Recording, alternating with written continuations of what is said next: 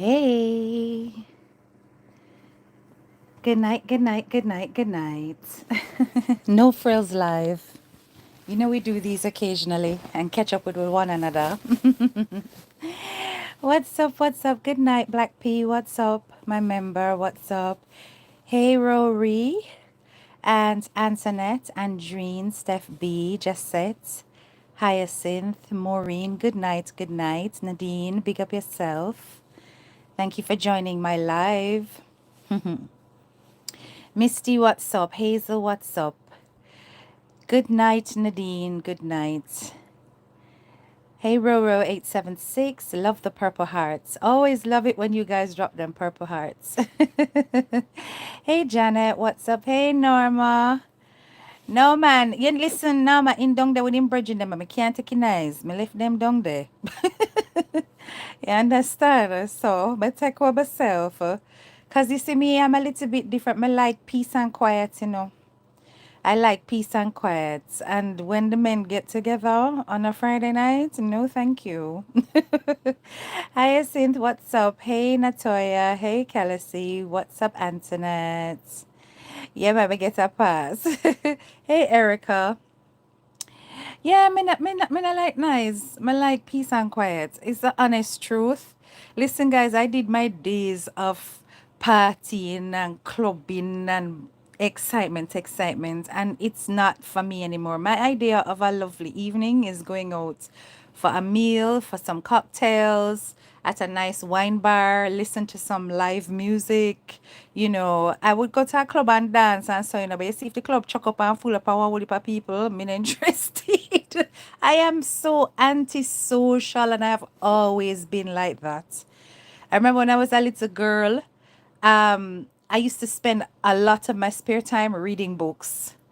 And my friends used to come and beat on my gate for me to come outside. I used to tell my mother, tell him I'm not here.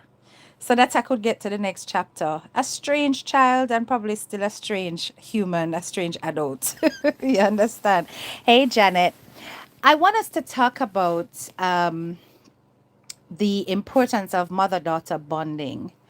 I've seen some comments around this whole CMR thing, which is the focus right now on my channel. It won't be forever, guys, trust me. But as long as this thing is going on, we want to see a resolution, right? But I've seen some talk about how Chrissy was cold towards her daughter, that she never showed her a lot of affection and stuff like that. And all of this is very subjective based on the videos. You know, people are now going through their videos like crazy and looking at the interaction between both parents and the children, obviously trying to pick out things and stuff like that. And one particular video, which is a video of her birthday, is the one that has caught everybody's eyes, because there seemed to be like a change in the girl's demeanor when the mother came into the room as they were getting ready to go out and celebrate her birthday, right? Her 13th birthday. She was wearing that little peach outfit. And I looked at it more than once and I did see a change. I saw the vacant stare and stuff like that. But from that, they are drawing this whole conclusion that, listen, it's because of the man. It's because that, you know, he was about to do something inappropriate. Somebody put a lengthy comment on my page about that. And I said to myself, now let's think about the scenario. They were filming, camera was going. I don't think that that would have been the ideal opportunity for him to take advantage of the child. Plus, you know, people were in and out of the room at the time. It was all about getting ready for the birthday. So on this occasion, I'm inclined to not agree. But what I will say, what I see sounds almost bizarre. Because what I saw was that she was very comfortable with him hugging her. She was holding his hand. I did not see a discomfort in the interaction. But what I saw was a discomfort when the mother came into the room. She looked awkward the moment Chrissy was present. She looked away and she almost went stiff in her body.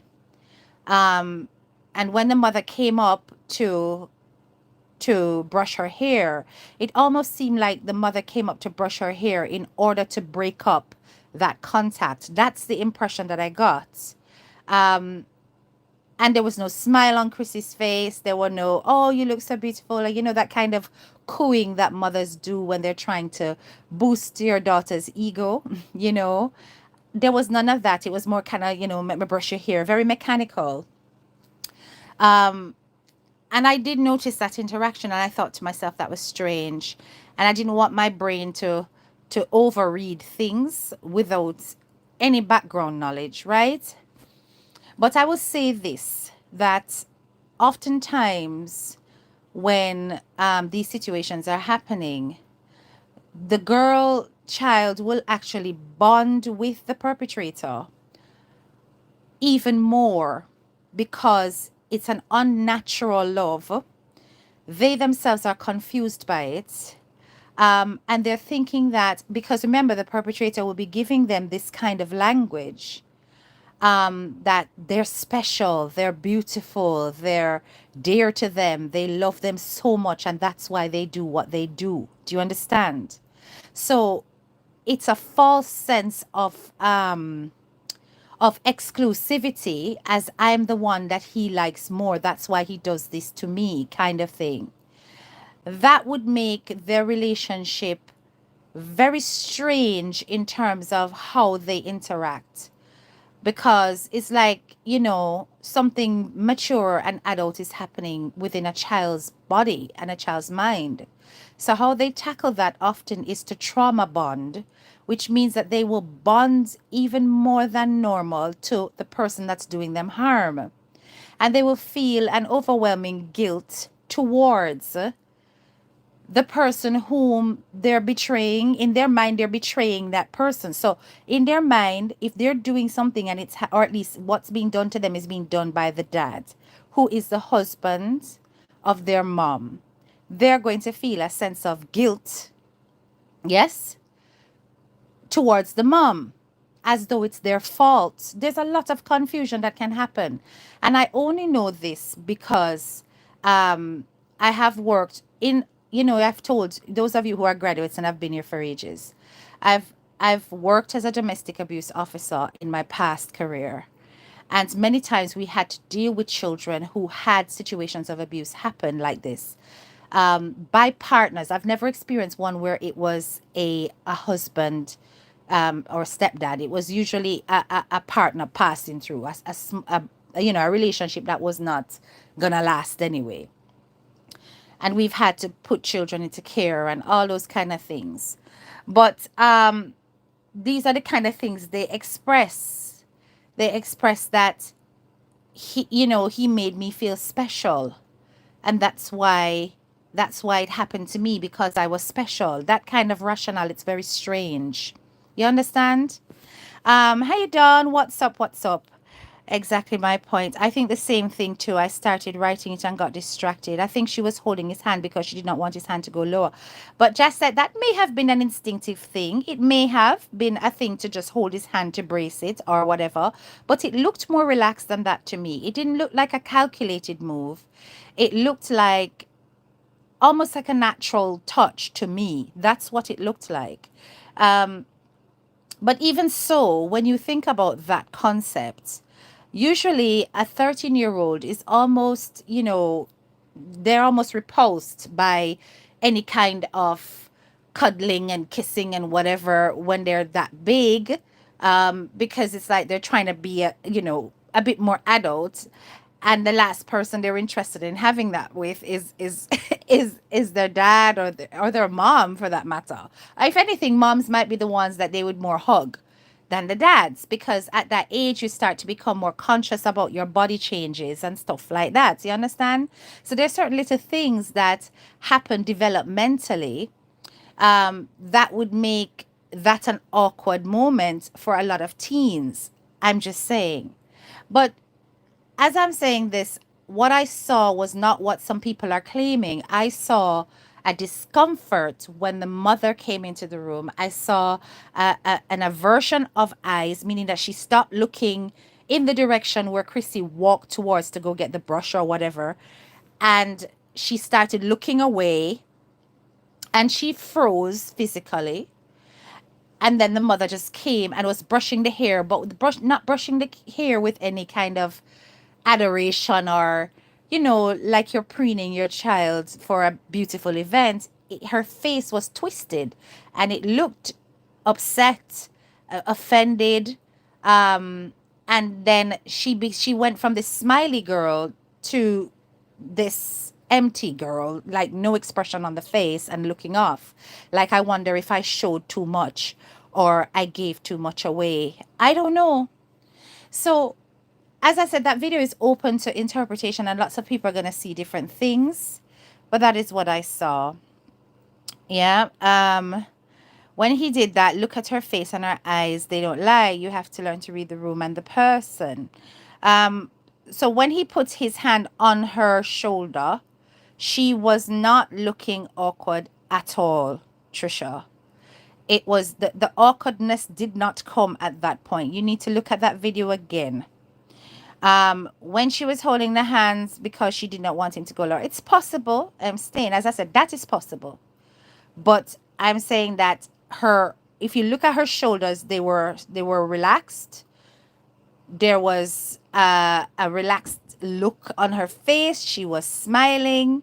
She was looking him in the eye. They were talking. And then as the mother entered and walked past, she froze almost. And her body language changed and her shoulders became squared and she looked uncomfortable. And when the mother came over to do the hair, she was literally just standing there in a very robotic way. Right? Yes, and her eyes went all over the place, all around. Correct. Yes. It was at that point, it wasn't before, so it was a bit strange. Right? I'm British. I'm British, Blair. I don't know if you're new to my channel, but I am British.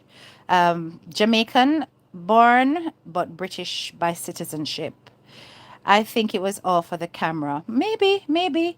But some things can't be acted out like that. I think some things that happen on the camera are often indicators of deeper things.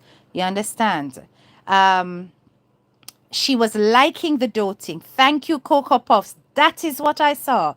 She was liking the doting he was pouring out on her. And when the mom interrupted it, she was upset. She held onto his hand quite comfortably until the mom came around. Thank you, Cocoa Puffs. We both saw that. That is exactly what we both saw. So as I was saying, let's talk about mother-daughter bonding and how important this is. Because this is the kind of thing that will help mothers with daughters to be able to communicate about anything. They have this saying that daughters are raised and sons are loved.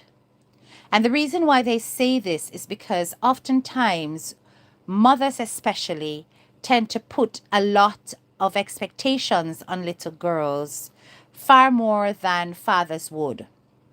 And when it comes to their sons, they're very, they adore them. They're very nurturing and they don't want their sons to do much in the house and stuff like that. And daughters, however, are expected to almost become second fillers to mother's shoes. And this in itself can be a dangerous thing in that we miss out on nurturing our daughters, right? So hold this. Wait, let me see this. She's not British. I know this girl. She's lying. Oh, who this fool? OMG, Stephen. You don't flipping know me. Get out of here. What nonsense. I have been living in this country from 1996. All right? And at Jamaica, I'm born and grow. So if you don't want me to tell you something, it's a good thing you get hide. Because I cost me, that go cost you. All right, let me see this now. So look at the video. The man held onto her hand. She pushed his hand away. I'll look again. Maybe I missed that, Just Games. I will look again. When the mother entered, she looked angry with both of them, both of him or both of them. She even bumped the father. The awkwardness came when the mother came in and said we will be leaving shortly with an attitude. Yes, frazzle dazzle. That's what I saw. That is what I saw. So true. I do that with my three boys. I saw a very uncomfortable teenager who was just trying to be polite. Okay. And like I said, this is what it's like. I said that that video is very subjective in terms of how you interpret it. And often our interpretations, guys, are based on our own experiences and the things that we know, right? So we will often project our own life experiences on how we interpret things like that. And it's open to interpretation. People can feel how they feel about it. Either way you take it, the dynamics didn't seem right. And as I said to you, mothers tend to raise their girls but love on their sons. And I looked through a number of the videos, and I was looking at the interaction between the mother and the little girls and stuff like that. And it was very, she was not, I wouldn't say that Chrissy is a, I wouldn't say touch is her love language. In other words, I don't see her as a very huggy, very kissy kind of mom with her daughters at all. Um, she's more, verbally, she will say nice things or whatever. She'll make sure that they're well groomed. That's something that she's very specific about. That they have nice things, that they look lovely. But I have not witnessed that kind of warmth. Certainly in the past, well, I've gone back, I think, about 6 months now, looking at some of the videos, and that's one of the things that I observed. And I think that no, Jimmy, my camera is not broken. It is a no frills live. Okay. So my camera is not broken. I have deliberately not come on camera today. So true. She was when, yes, but never the other ones. Yes.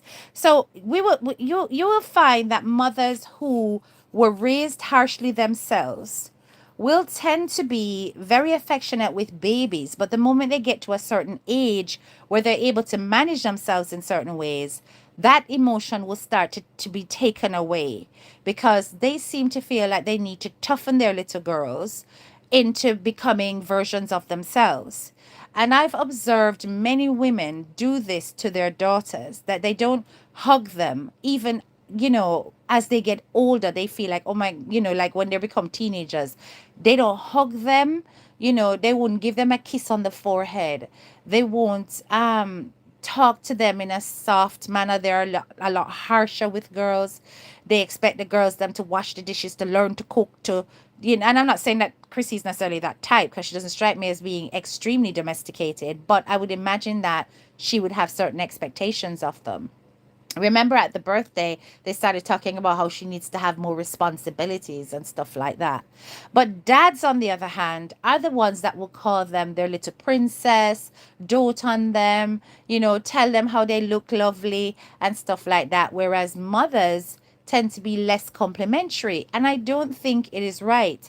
And oftentimes in our culture, it seems to be endorsed that this is how you're supposed to raise girls. There are some mothers, though, who recognize that flaw in how we bond with our daughters.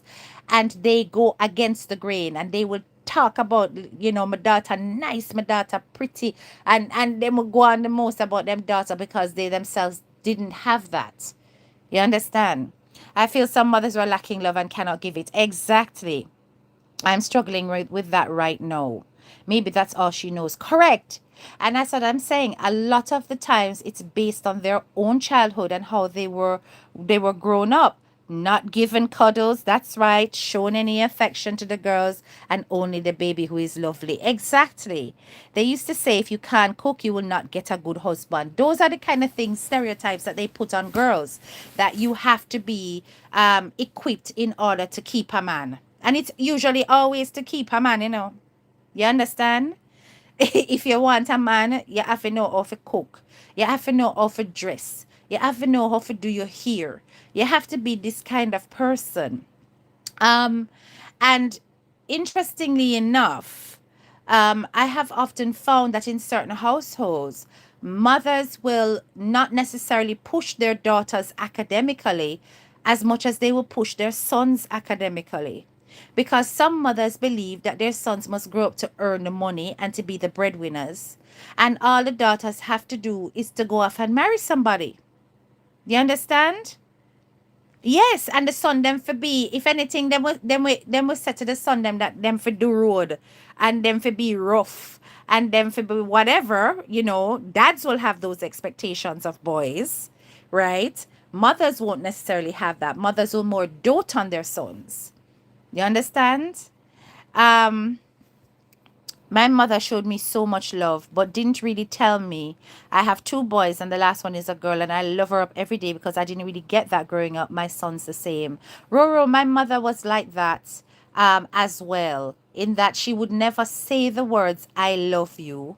She would show it, but hearing those words were rare. She would write it, like she would write it in a letter when it wasn't email time, and then in emails when emails became the thing, and then in text when it was all about mobile phone. You understand? But verbally, hell to the no. My mother wouldn't tell me that, you know, and it was so strange. But my dad, he tells me all the time, tells me all the time. You know what I'm saying? Most older Jamaican parents are not affectionate, but we know they loved us. Yes, I never had a touchy feely relationship with my mom. Debbie, I used to have a very huggy, kissy relationship with my mom right up until I was about 11 years old. And I was a tall little girl. And because I looked older than my age, I remember I was in my mother's car and I reached across and gave my mom a big hug and kiss on her cheek. I don't know what she said to me that pleased me. And some people on the roadside start ball out, lesbian, lesbian. And when that happened, my mother put down the windows and said, look, this is my daughter. And they looked again and saw that I was a splitting image of my mom. And they all started apologizing. This is in Jamaica, right in a Grand Spendy. We had drive past, heading to Sharpwood Road. And this happened. And after that, my mother no hug me and kiss me again like that. She would give me a hug, which is a sideways cuddle, but no more of those embraces and stuff like that. And I honestly do feel that that had an impact on me. When somebody cut the navel string too quick, because she was like, she don't want nobody accuse us again, because she was so embarrassed by it. And I was confused by it because I was like, I'm hugging and kissing my mother. You hear what me I say? This is the kind of ignorance that will stop children from receiving nurturing from their same gender parent. You know that our dads don't show affection to their sons either. You understand? They don't believe in hugging up no son. And them will tell you straight, say a fish thing that. And when them a show them son affection, them a boom a fist. You understand? But them not go kiss them son. I don't know if you guys have seen the viral clip. I think I saw it on YouTube as well, of the father that was going to kiss his little boy and tell him that he's going. And he sat on the back seat. And this was not a Jamaican video, it was an American one. And the little baby boy was about to kiss his dad, and like something clicked in his head. And his response was, no, no, no, don't kiss boys. And went back to sleep in his little car seat. You understand? So already from as early as that, we start to ingrain in our children that they must not show affection, particularly to same genders. A lot of it comes out of homophobia. And a lot of it also comes out of this harsh reality that we've got to prepare our children to be steeled to the world and the challenges that they bring. Now, especially when you come from a background of difficulty and challenge, you almost feel like you have to change your children into little soldiers. And this does not happen necessarily in middle class homes, financially comfortable homes, but certainly in backgrounds of struggle. It is a common strategy when it comes to raising kids. Now, what does that do when a mother chooses to raise her daughter instead of loving her? When they don't get that affection, that natural nurturing, they end up seeking it elsewhere, because it really is a very human thing to feel that comfort from the people who gave you life, right? And they may end up seeking that elsewhere. I'm telling you that growing up in a household that does not show love and affection in the right and healthy way will lead to girls, especially, seeking love in the arms of the opposite sex or even the same earlier than expected. You understand? It's also very British. Yes, it's true. It's true. I've only received I love you once since I got older. You've only received I love you when you got older. Okay. Yeah, that is normal thing. They just don't say those words. I was raised by my great grandfather, World War II generation, strict but very well structured. Yes. And there are pros and cons of these kinds of raising. We're not going to say that our parents were all horrible because they didn't hug and kiss us and tell us that they loved us.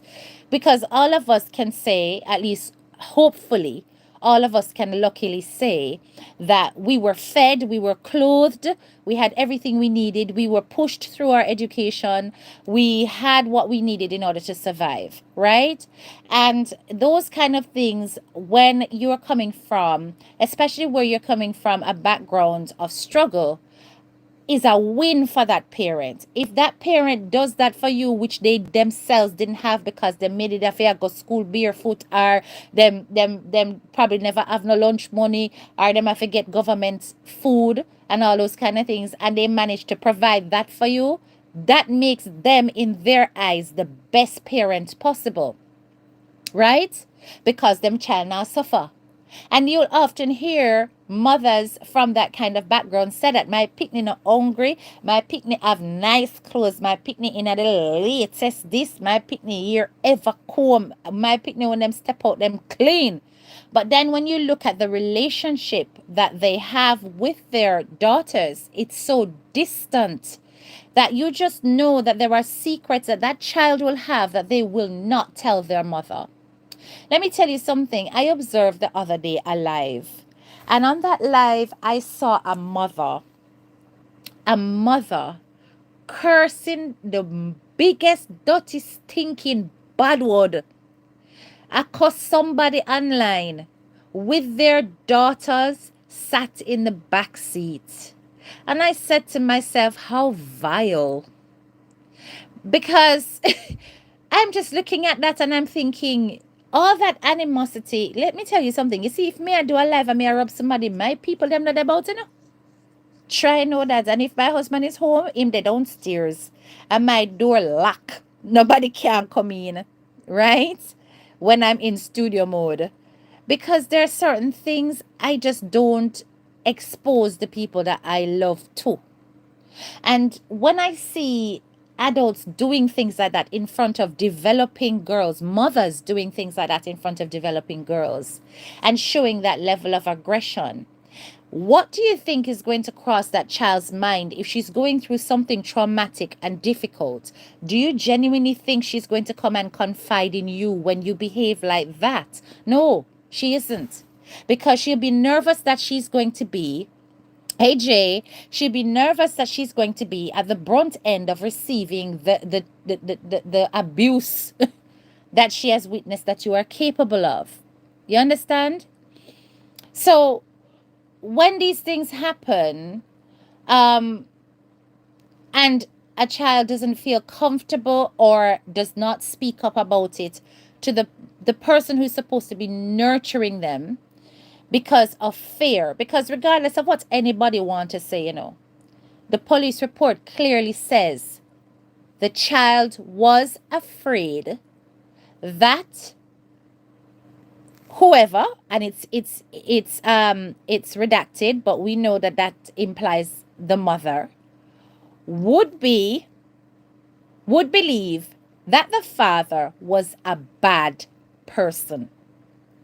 That one line tells you a lot. But of course, people are going to evade that, or they're not deep thinkers, so they're not going to see the language that was put down in that report. You understand? And they're going to skirt around it and say, oh, it's this reason why she never, and it's because of this, and it's because of that. It clearly says why she didn't tell anyone in her household, why she never went to the mother. And it was because of fear. Not necessarily fear that the mother was going to curse her, it was fear of the mother's reaction. And judging from the things I've seen online of Chrissy, she is capable of being extremely angry, and no doubt because of her experiences with this said man and the things that he has done. That can create a bitterness inside of you, that it just takes a small straw to break the camel's back if somebody pisses you off. You see what I'm saying? So let me see. So, I think that as a society, we really need to start thinking about how we nurture our children, both in terms of fathers to sons and mothers to daughters, because I'm not concerned about the other stuff. You want to create a bond that is sound and secure enough that no matter what, your child can come to you in their dire need. You really want a situation where, even if, let me tell you something, it shouldn't be the case that they feel they can only go to one parent. That's an imbalanced household. They shouldn't be like, me can tell mommy everything, but daddy me afraid of. Or me can tell daddy everything because mommy me afraid of. Because that creates loopholes in your household that allows abuse to flourish and do so in silence. I wonder if you're hearing my words, right? It must be the case that the children can go to any parent and say what is disturbing them and bothering them. You know, what we used to do when my kids were young, I mean, them big and tough like Tafuram now. Them not like talk too much about them things, but they know they can come to us in case of anything. I mean, up to my teenage son, he can speak to us about anything. The younger one. The older one will talk to us about anything. But of course, he is now 80, he's now 19 going on 20. So as far as him concerned, him want to control him own life and stuff. But trust me, if he's in any problem, he's never gonna avoid his mom and his dad. He's gonna tell us because he knows we're gonna have his back and we're gonna give him the best advice. But we used to do things like sit down once a week as a family and talk through any challenges. What's gone on in your life? Who's your new friends? Tell me about your friends. Do you know their parents? We talk to them. You understand? And then if they're into any new thing that them like doing, what do you like doing? The dad, I am not good at games. Trust me, me not play them. I play the game them on my phone. But please don't ask me about Roblox or any of them, something them Minecraft. And no. I don't know nothing. But the dad, and this is how partners should complement each other. He will sit with his boys and play the game them so he knows what they're playing inside and out. You understand? And then he can bond with them over that opportunity, right? And not just them having to do what you say is or you consider to be fun, but stepping into their world. I'm not saying that we're perfect parents, we don't always get it right. But I'm saying that we do at least create opportunities for conversations to happen that are personal to that child, right? And as my older son grew up, we talked to him about relationships, how to treat him girlfriend with respect and all of those things, and we guide them to make sure that they're not making silly mistakes, that they must avoid any kind of sexual contact until they're at least 18. Because so you have to encourage that, and some parents would even sit down and talk to them kids about the birds and the bees anymore. I'm telling you, say, my mother, she was horrible at that. When me start ask my mother about how baby come into the world, my mother gave me one book. She gave me a book.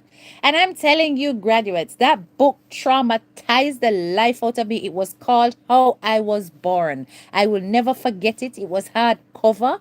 And it had this white cup upon it. And me say, when you go in the book and you see the baby head I come out of the lady sitting, me say I had nightmare. It was so traumatic. And by the time I finished reading the book, the amount of question me have to ask. And I'm telling you, could I ask my mother about it? And then when we read the book, people, when we read the book, and the baby, and then we talk about when the baby's head is coming out and this and that, and then them talk about sometimes feces can come out at the same time. I said, Jesus, I almost died. I was like, what? you know, on becoming a woman. Oh my God, you had that book.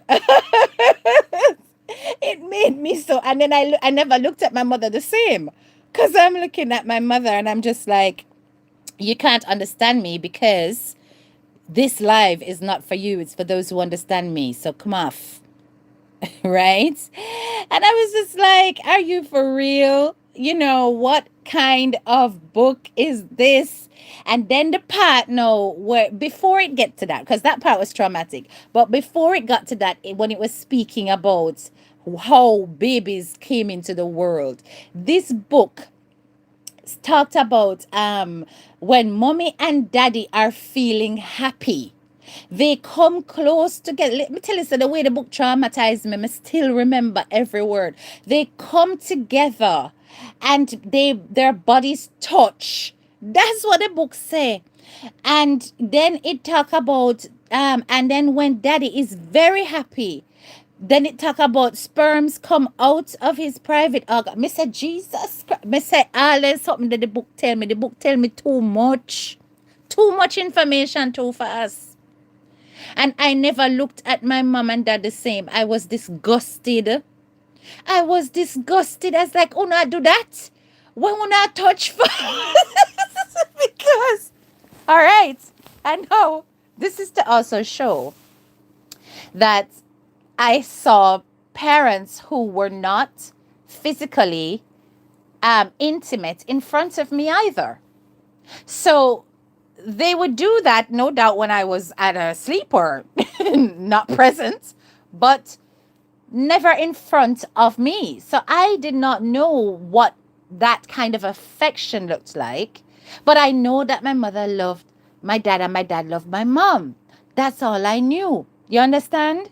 So in my head, they love each other, and that's what it looked like. How does it show? It show in a rub of the shoulder, or it show in a you want some food, or something like that. So even learning to be affectionate like that had to come with age for me. You understand? And it was not natural. Whereas I had friends whose parents would hug and kiss in front of them all the time, and I thought it was so cringe. I was like, ew, what are they doing? Like put that behind doors, man. Take that way, because we're not supposed to see that. I never forgot that book. It traumatized me. Baby dropped from the sky. So, bless my mom. She at least made sure I knew what was up. You understand? Whereas some parents, you go and you ask them these questions, they run you.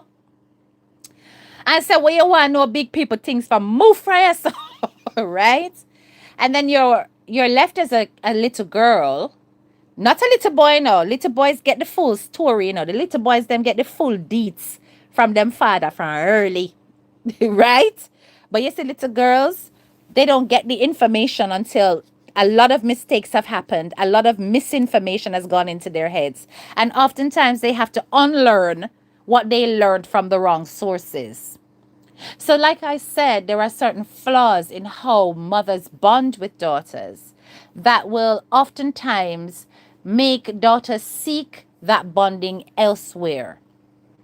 And it could be that they will draw to other female figures in their life that actually shows a nurturing side where they'll feel more comfortable to speak and to express themselves without feeling as though they're going to get dismissed or made to feel like a child. You understand? So they feel more like a friend with that person. So there are many reasons why the confession happened at school. Many reasons why it could have happened. It could have been the case of she doesn't feel comfortable going to speak to Chrissy because Chrissy was, more or less a strict mom, or the way she comes across, not nurturing. Or it could be that, listen, it was at school that it was a bother to her, and that's where she decided that she felt comfortable to tell because there was an adult there that she trusted. So I'm not about to judge about whether or not it's definitely because of Chrissy, but I'm going to say it is possible because of the bond that they have, which was not as nurturing visibly to us as the audience. Remember me tell you, when the camera lock off, it could be a different thing. We all going on speculation. We all going on what we see. We can't really go on much else. But why wouldn't that be shown? Say, for example, you're selling content which is about the ideal family, and you're selling that content. Why wouldn't affection be a natural thing to show? Sometimes these dramatics demonstrate something that's deeper within. Um, when I had my two sons, I became their friends from early. So it go, yes, man. I'm friends with my boys. And so is that. That especially. That playful with them, see. Sometimes them annoy me. You understand? I'm the one sometimes that's more the parent, whereas dad's more the friend parents. But at least we communicate, and that's the important thing. Christopher the Real come up and said Trump 2024, let's go. Speaking of Trump 2024, people, we can divert sometime and talk about some things when are related to this case here, because they take up too much of my time. But speaking of Trump 2024, have you seen some of these guys' policies? Have you seen some of this guy's policies that he plans to implement when he gets into office? Because when we read them, I understand this brother is radical. And I think that America is in for a hell of a blouse and skirt ride when it comes to what Trump is going to do. But things are starting to shake up already. Like the pathway to citizenship is no more. That's gone. So all the illegal immigrants that thought that there was a way to become legitimate citizens in the country, that has been taken away in the city of New York, I believe. And then he's saying that he's going to basically create mass camps where he will station all the illegal immigrants before deporting them en masse. And I said to myself, Jesus Christ, that's crazy, but it almost sounds Hitlerish. And I do apologize. I'm not trying to be anti-Semitic, but I'm just saying it just almost sounds like, you're gonna have some World War stuff going on over there within the boundaries of America. Well, civil unrest. But basically, he was basically saying that he was going to weaponize his troops within your boundaries, um in order to round up all the illegal immigrants. You understand? One immigration lawyer said it can go exactly as far. Yes, it can. Jay, actually, he hasn't said this off a whim. He hasn't said it like it come out of thin air. The man's done his research. He's done his flipping research, and I think it's important to note that he's thought it through very, very well. You know what I'm saying? He's thought it through very, very well. He's inciting some old laws about what he can do with the army, with national security. He plans to get rid of the Department of Education. No, sir. What he putting him a try to big up yourself, Patricia. They're here illegally. The Democrats let it get to this point. Jamar, I listen. I agree. Let me tell you something. As a migrant myself, I made sure that when I came to England, I came here and I made sure that my stay remained legal. That way, getting indefinite leave to remain was a must. I did have my immigration hiccups. Trust me, I have a story about that. But I fought to make sure that my legality was maintained. In addition to that, I did not want any hiccups when it came to my citizenship. So I never did anything like overstaying or anything like that, or, getting the wrong type of visa and doing something completely different. Now, I totally understand that a lot of people will go to first world countries and they really just want to stay because it represents prospects and a better standard of living, and they don't meet the criteria for migration as expected within that country. So they try to cheat the system and they end up either overstaying or running off or whatever. Or entering the country through your borders illegally completely, you know? And then when they come there, they're undocumented. They can't enter the system legally to work. So they have to hustle. And hustling can mean a number of things. It can also mean shadow economy crime in order to eat and live. So it will pose a problem to any first world country when this happens.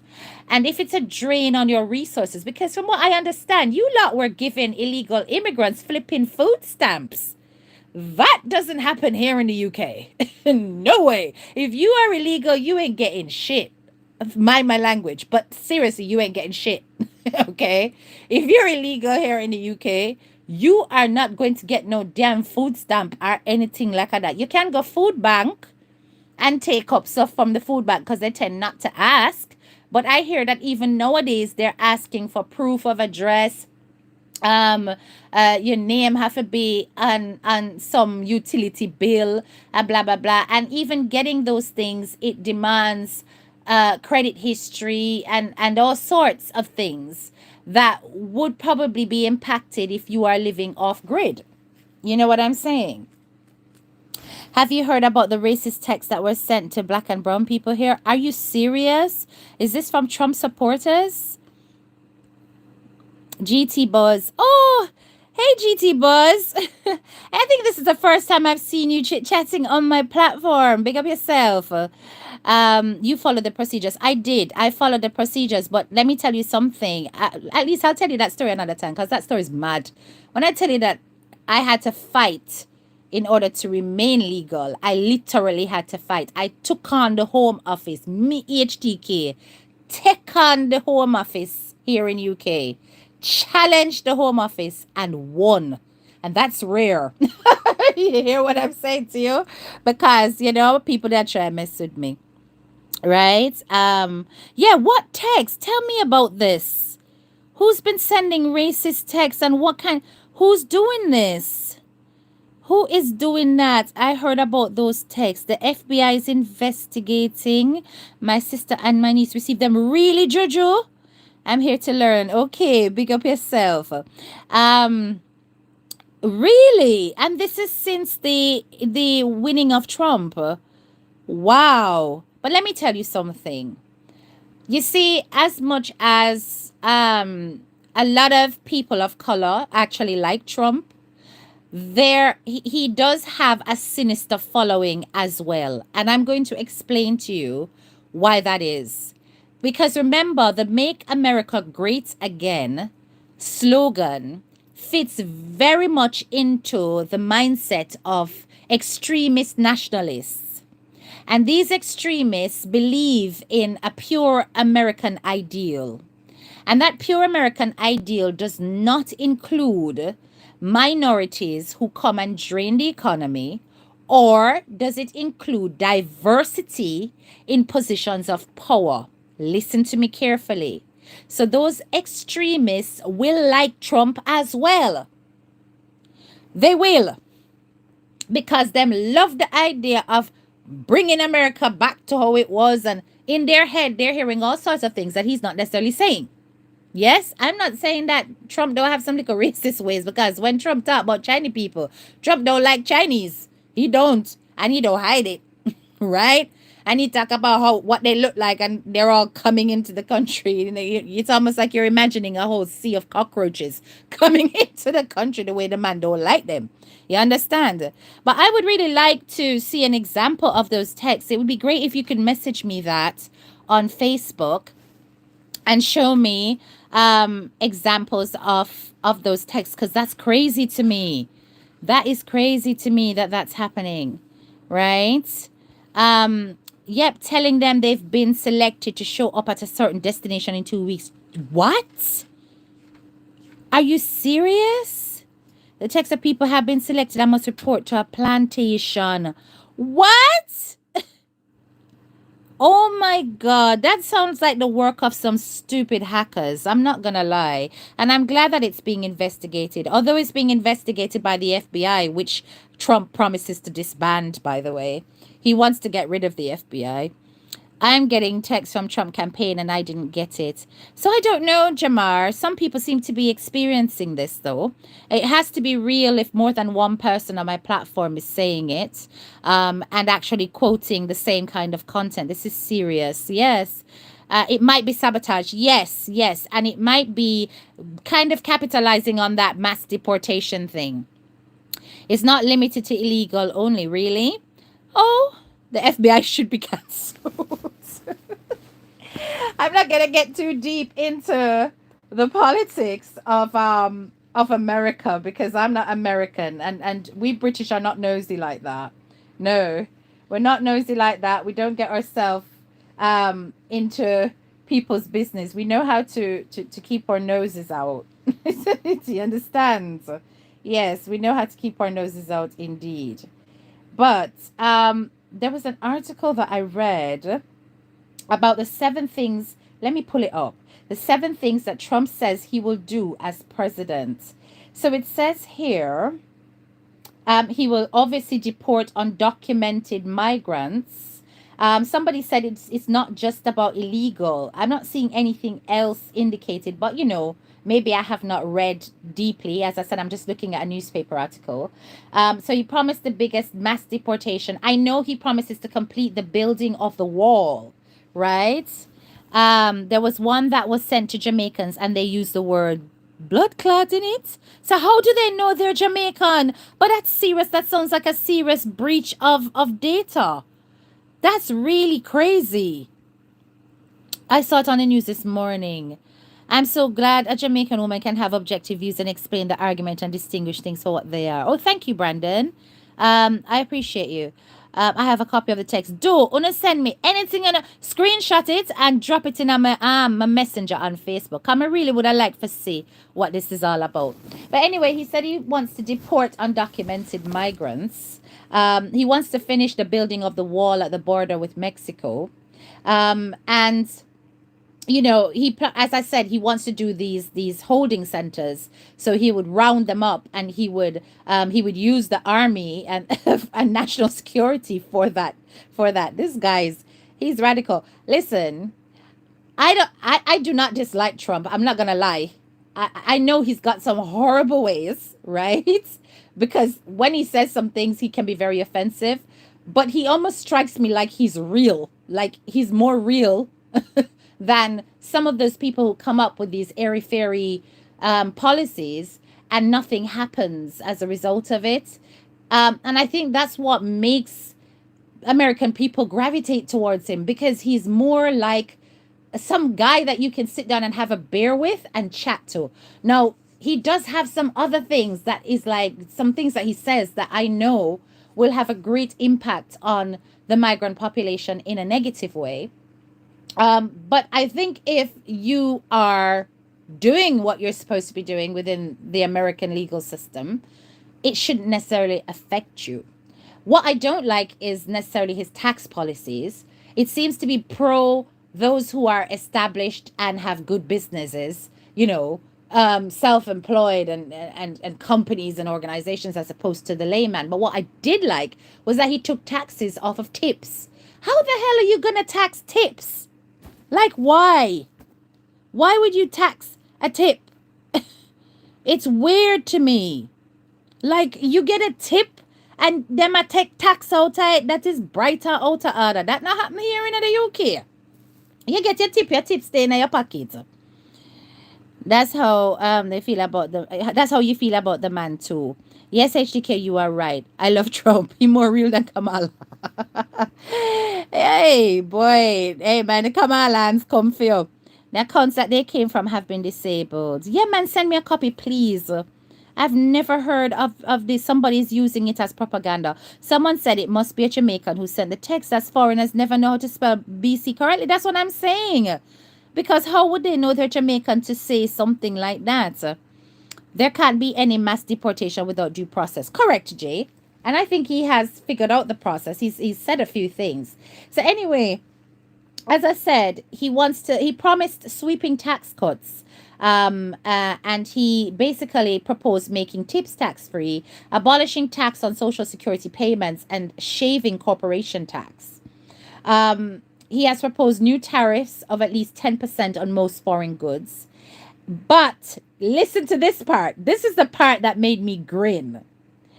Imports from China could bear an additional 60% tariff, and in some cases, 100 flipping percent.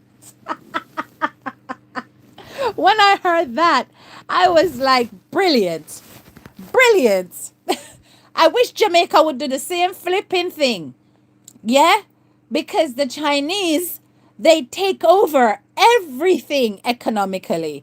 And it makes countries lazy because you feel like you don't need to make things for your flipping self because you can get it dirt cheap in China. And that's what's going on.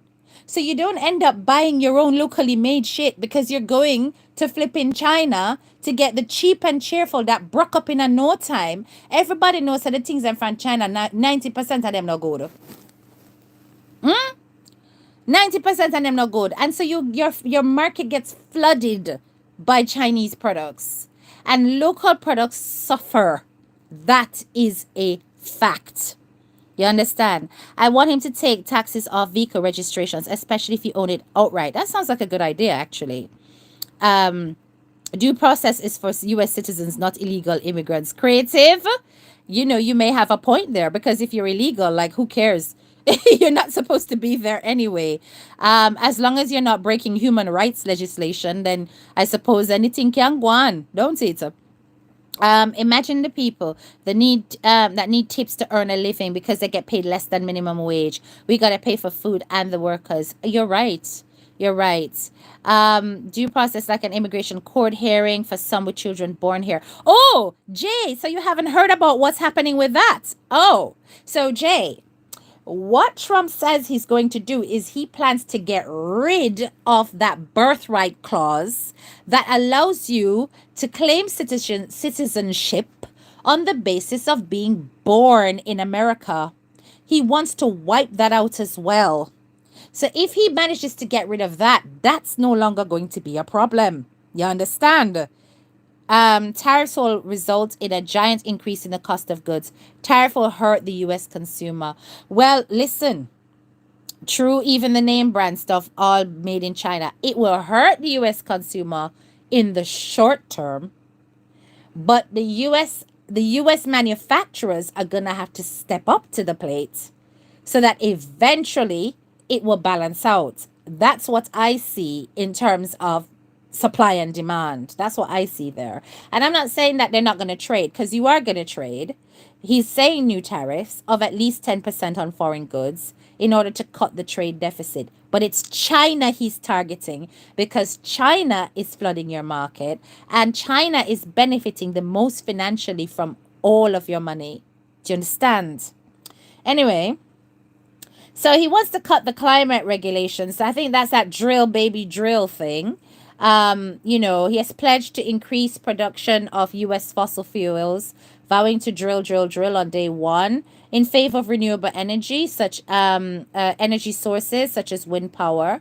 I don't think that's a bad thing, but let's see how that works. Obviously, there's a lot more involved there when it comes to drilling, and yeah, there's a lot more involved there, but it's a good thought. This one, he wants to end the Ukraine war. And he would be able to he pledged to end the conflict within 24 hours. Now, if he does that, that will be historical. But that's what he pledged. He said no abortion ban. So, against the wishes of some of his supporters, Trump said during the presidential debate with Kamala Harris that he would not sign into law a national abortion ban. So that's good because at first it was like he was saying that this is what he was going to do, but he has made it clear that each state should be free to decide their own laws on abortion. So he's handed that back to the power of the people, and he's not presenting necessarily a consistent message of his own. But I genuinely suspect he's not for abortions at all. That he don't like the idea, but he can't force that personal opinion on the free will of the people, right? Because there are certain circumstances where abortions would probably be for the best, right? Not as a source of contraception, obviously, which some people use it for. So I think, you know, handing it back to the states to make a decision is a good idea. Now, this part, pardon some of the January 6th rioters. Now, this part I don't agree with at all. I think that behavior that happened with you guys in Washington, D.C. on the 6th of January 2021 was crazy. The storming of the Capitol building, the deaths that took place, I don't think anybody should be let out early. Point blank, period. No debate on that one. I'm not budging, guys. I'm not budging. Okay. I don't like that one at all. Right? Okay. Will he leave office in 4 years? I don't know. We'll have to see that. This one where he says he's going to sack special counsel Jack Smith is true Trump style. This guy's gangster. Trump has vowed to sack within 2 seconds of taking office the veteran prosecutor leading two criminal investigations against him. Oh, that's a sure way to dead the case. That's for sure. Sack the man. Yeah. So if you if you don't have the power to do it, then you can't do it, can you? So yeah, let him do that. That's fine. I think that benefits him considerably. But yeah, Trump is going to be a leader to watch. He is controversial. I literally mimic Trump sometimes in my house because the way he talks, it makes me laugh. The way he repeats things over and over again. We gotta make America great again. It just kills me every time I listen to it. I was like, no, sir, that brother, yeah, sample. He must sample. Remember, I tell you.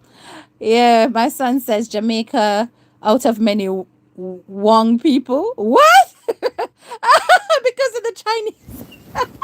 That's funny. That is funny, Marley. One whole heap of Chinese lay out the last time I go Jamaica last year. One whole heap of Chinese. The Chinese have taken over the wholesale industry in Jamaica. Of course, they're building our roads and we're having to pay them through tolls for the rest of our lives. Although the roads look beautiful, though. And those roads that they've built, we couldn't do them because anytime we build roads, them end up pitchy patch or the river take them back. You understand? So I suppose the government saw that as a fair exchange, but I just wish another nation had done it. You understand? And then they've taken over your retail industry. They're flooding your market with fake goods. There's so many fake products all over the streets in Jamaica right now that people are buying, and that's harming your bodies because these people would do anything to cut standards but yet increase their profit margin. It's a mentality thing. It's a mindset thing. It's something that's very much innate to their culture. I'm not going to lie. It may sound racist, but it's fact. That's literally what they go into countries and do. I remember once I used to see these videos of this African woman with her child. I don't know if you guys have seen those viral videos that this guy used to do. It was a big scandal afterwards because he was literally using them for content and not giving them a single penny or at least feeding them peanuts. And they used to sit on these lives and he would give her like a plastic bag of oil and she'd drop it in the pan and say, something in Chinese, mushi mushi ma or what the F ever. And she'd do that and she'd drop it in and shout out the Chinese words, and he would be filming and it would just be like, what are you doing? And this guy ended up, the village almost beat out him, what's it not out of the place, because then find out that him a make one whole heap of money. Then find out that he was making a whole heap of money off of them on social media, and he would give them little bit. And then he would film the children dancing and stuff like that, and he would make a lot of money. Then did you hear about the Chinese people who went to Africa and they would do these birthday greetings where the children would say racist things, like I'm a little monkey, happy birthday, and stuff like that. And then he had a whole website where you could buy these little videos and send them as birthday greetings, and they were saying it in Chinese, and the little African kids did not know what the hell they were saying, and he was making a killing off of them. Yeah, them kind of exploitation. You saw that. Yes, they don't care about our own people. Did you see the video of them taking the water for the toilet in Africa? Lord Jesus, no, I didn't see that one. I didn't see that one. But from what I know, let me tell you something, guys. I used to live on campus during my master's year. I was living on campus, and we had these Chinese students, because it was like they just descended on the university campus by coach. It was like about 3 coach loads of Chinese students that suddenly turned up here, at my university. And in our flat, we had a very diverse flat. Myself, it was another African girl. Myself as a Jamaican. We had 2 English, one from Turkey, and one from Greece. And then we had these 2 Chinese ladies join us in our flat. It was a 6 berth flat, basically. Everybody had their own ensuite room, but we shared a communal area and a kitchen. Okay. So these 2 ladies, they joined our flat when these coaches arrived on campus. And they were very strange. Like they never spoke to any of us excepting the 2 English people. So myself and the other, foreigners in quotes, were like, what the hell are these people's problem? Like when we say good morning, they don't answer us, but they answer the 2 English people. So I confronted them, which is such an embarrassment in their culture. When you confront them, they literally want to die. So anyway, I confronted the 2 ladies and I was like, what is your problem? Typical Jamaican, you don't know, so we're not afraid of nobody. So I say, what is your problem? Why don't you greet when we say hello? And one held down her head and didn't answer back, but the other one, who was older, was clearly more mature and able to communicate. So she was like, in our culture, we don't speak to people like you. Listen to me, right? You saw that video and it's awful and heartbreaking. I'm telling you, in our culture, we don't speak to people like you. Okay. And I was like, what do you mean?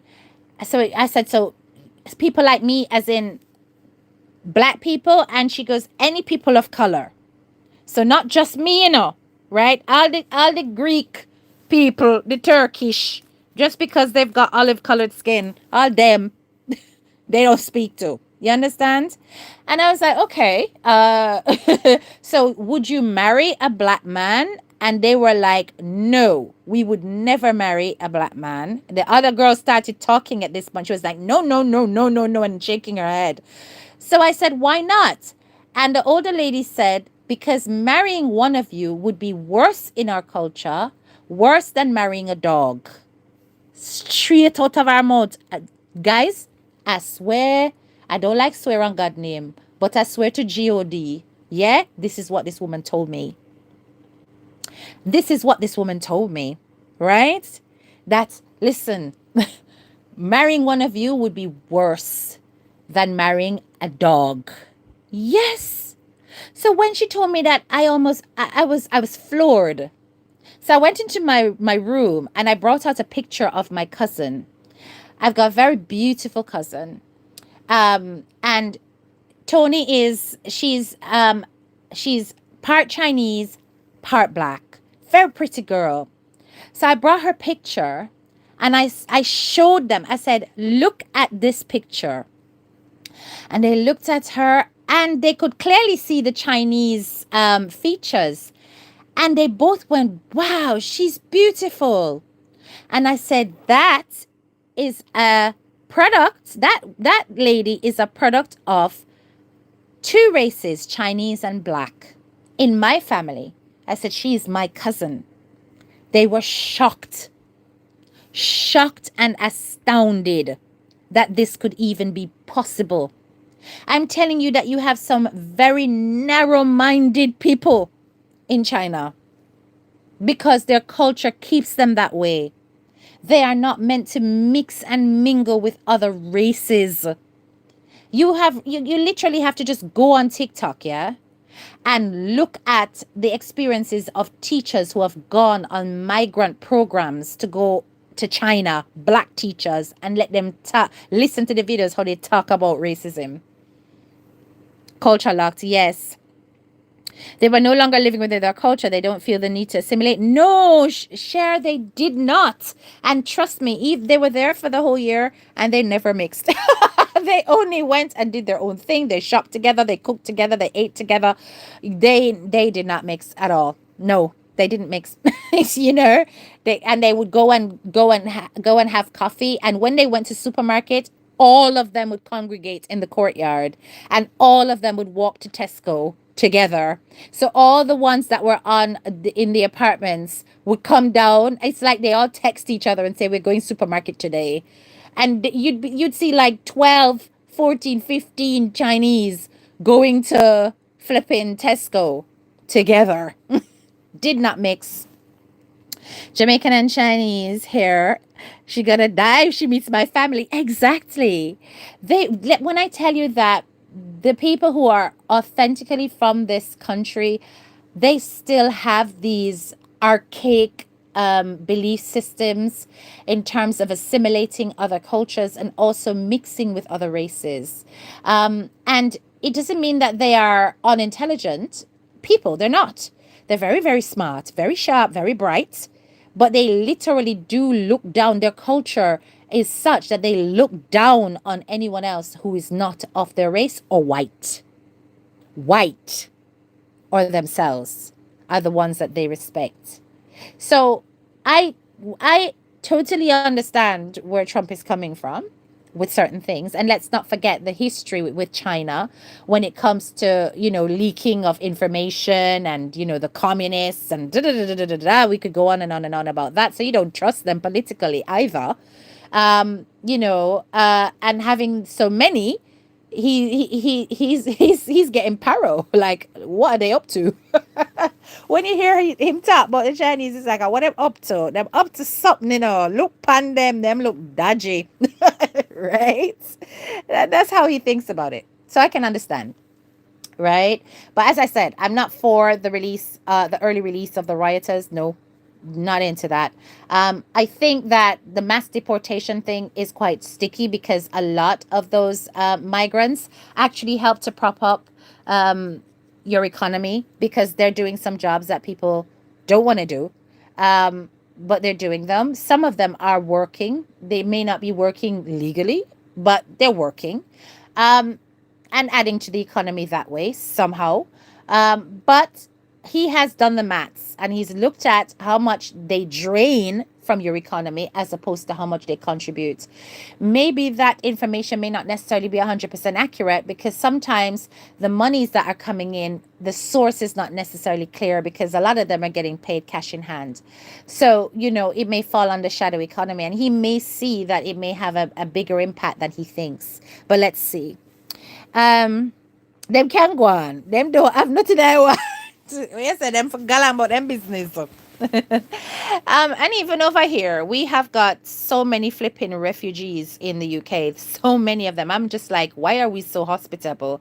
And when these refugees come here in the UK, you're going to hear a lot of British people complain how as they come, they're put up in 5-star flipping hotels and given, all-inclusive meals. And then they move straight into nice big bitchin' houses because, them come with their mama, them papa, them granny and 10 picnic back at them. So they end up in these big ass mansions on council properties, council estates, or housing association estates, and they get houses in priority fashion above the British who have been here on the housing register for donkey's years and can't get a property. So these are the kind of things that, you know, even English people see that make them think we no longer want to take on any more refugees because they're putting English people at a disadvantage. Um, Whereas, you know, it may be a similar thing in America, because I know that one of the things he said was that he was going to stop the influx of refugees from a particular place. I can't remember. Um, I was talking about the racist. Oh, okay. Okay, that makes sense. Yes. You don't want them. I wonder if it's more than we have here in Canada. It's ridiculous at the moment. Yes, a lot of them are racist though. And yes, you don't want them. When I was living in Jamaica, my boss was a Chinese. That's what Sims for Channel. He taught me how to cook different types of dishes. He was the best boss I ever came in contact with. Okay, and you see, different experiences for different people.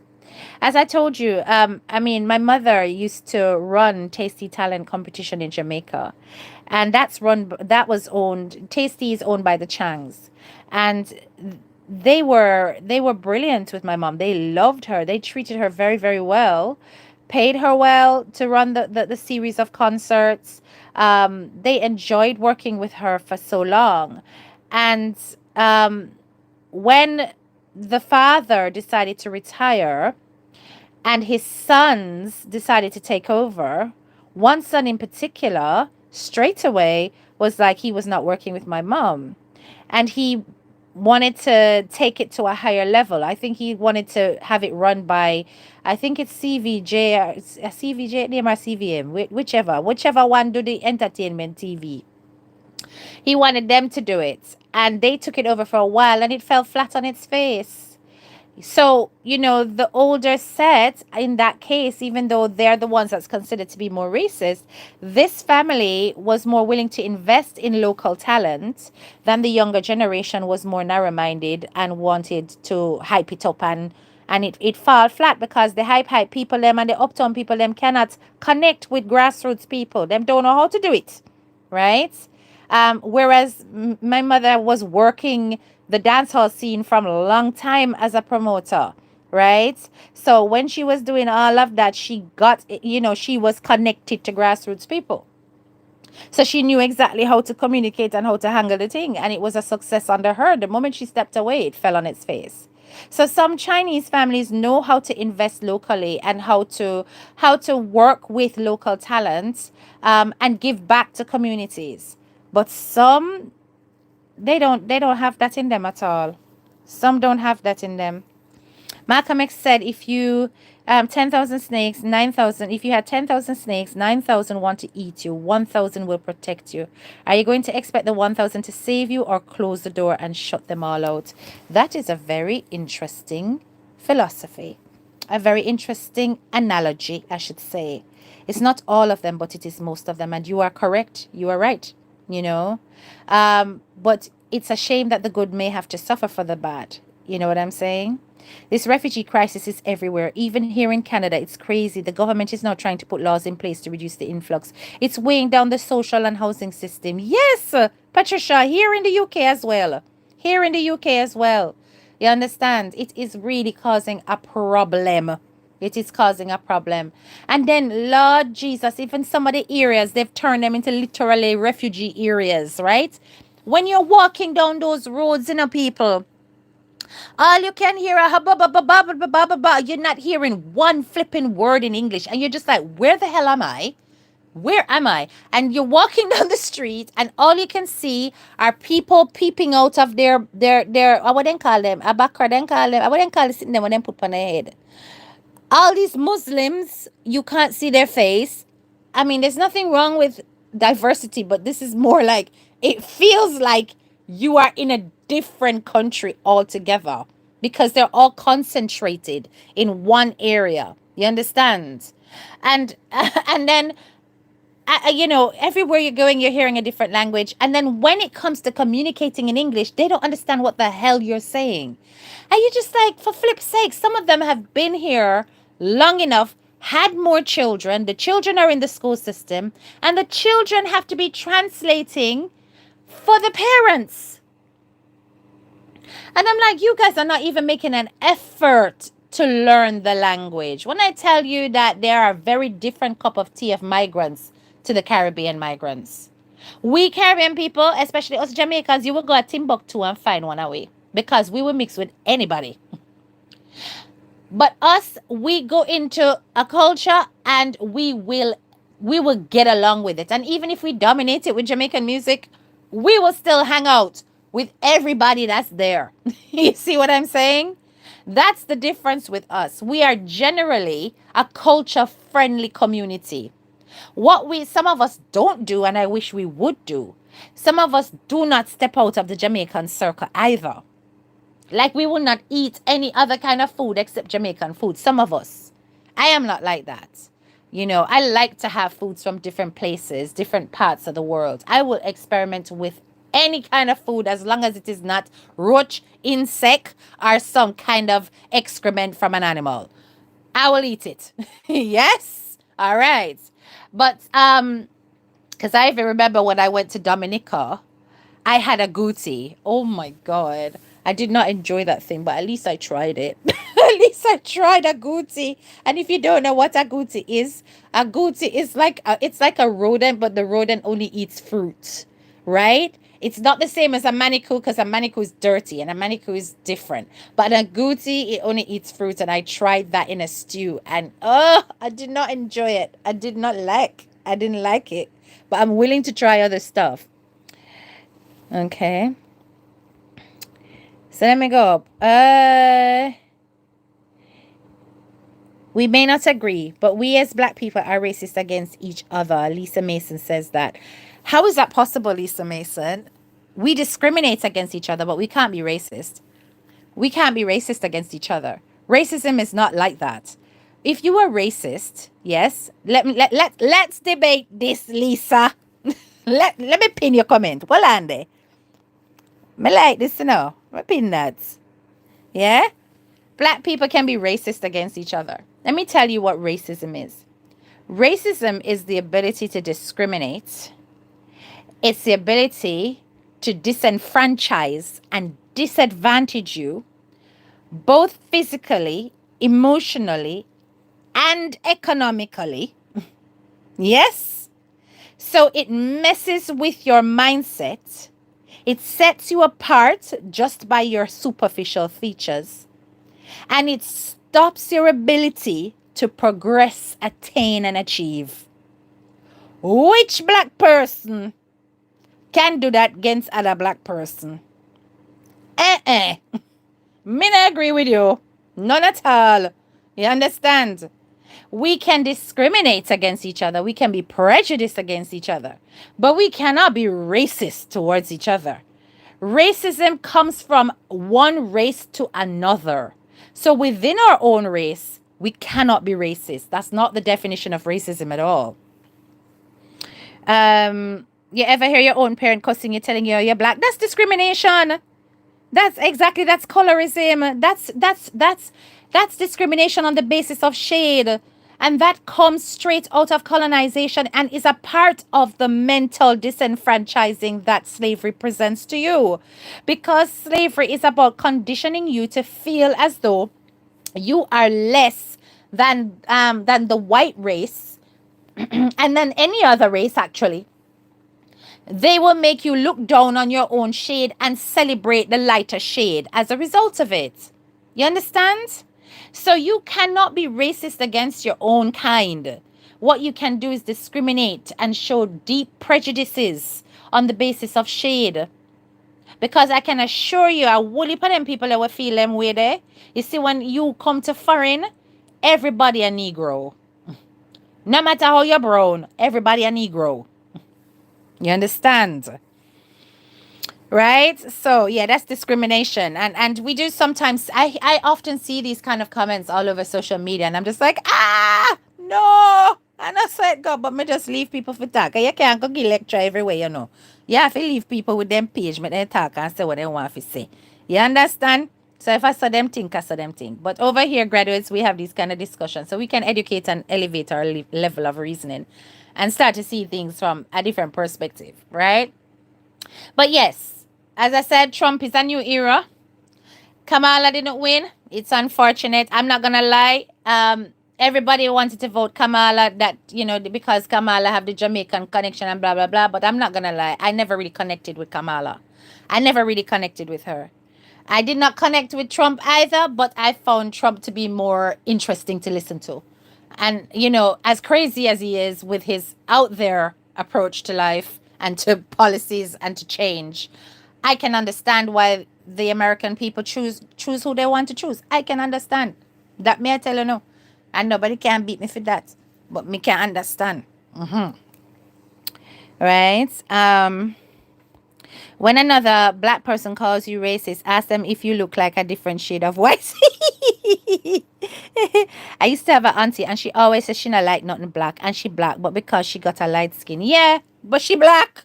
And that is our rude awakening. You understand? Let me tell you guys something. Go and watch the movie Imitation of Life, yeah? Watch that movie. Watch that movie and look at how shadism can mess up one's mind, especially when you can pass for white. It's a very fascinating film. It used to be available free on YouTube, but unfortunately, now you got to rent it. You understand? Me too, the lesser of two evils. I was not connected with her either as a Jamaican, and I'm the opposite. Yes, people, we are entitled to have our own perspectives on our future leaders, and I think it's important that people realize that you're going to choose who you're going to choose, and it's your constitutional right to do that, right? But as you can see, the majority of America has clearly said Trump is more their cup of tea, and it could be to do with racism. It could be down to the fact that they don't want a black woman in charge of their country. Worse one with migrant background, so hey, they may not like that. So there's a lot there that probably needs unpicking, but I'm not the one to do that job because I'm not an expert on the subject. We're just having a chat. Anyway, guys, thank you so much for coming to a touch of class with HDK. We had so many discussions tonight, and sometimes it's good to just chit chat in these no frill lives. No frill lives will never have any kind of graphics, just a black screen and my voice and your comments, where we connect as graduates. But big up on a nice clean self, and make sure you like up the live. If you are new to my channel, please hit the subscribe button, okay, and hit it twice so you see those wiggly lines either side. All right. I think they didn't want a woman leader. Quite possibly. Good night, guys. Good night. Good night. Good night. Enjoy the rest of your weekend. I'm not sure if I'm coming live tomorrow. I may take a day off. All right. Bye-bye.